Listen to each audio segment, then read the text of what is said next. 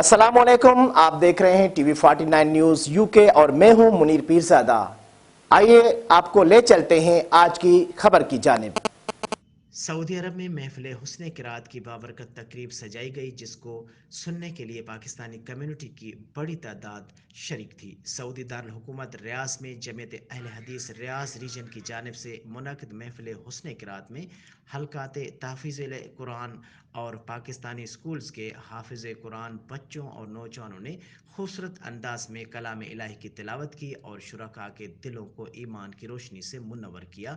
महफिल हुस्न किरात के आर्गेनाइज़र डॉक्टर अवैस महमूद समेत मकतब दारुल इस्लाम के डायरेक्टर मौलाना अब्दुल मालिक मुजाहिद का कहना था कि अल्लाह ने कुरान रमज़ानुल मुबारक में उतारा।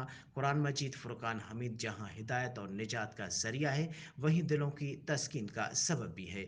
रूह परवर तकरीब में नामवर मिस्री कारी मोहम्मद अहमद अर्दुर्रान की और पाकिस्तान से कारी मुजीबुर रहमान कमर ने भी ऑनलाइन तिलावत कुरान मजीद पेश की। तकरीब के आखिर में हुस्न किरात में कामयाब होने वालों में इनामात भी तकसीम किए गए, जबकि तकरीब के निज़ामत के फ़राइज़ कारी असद इकबाल, डॉक्टर इमरान, फैसल अलवी और उमर फारूक कीलानी ने अदा किए।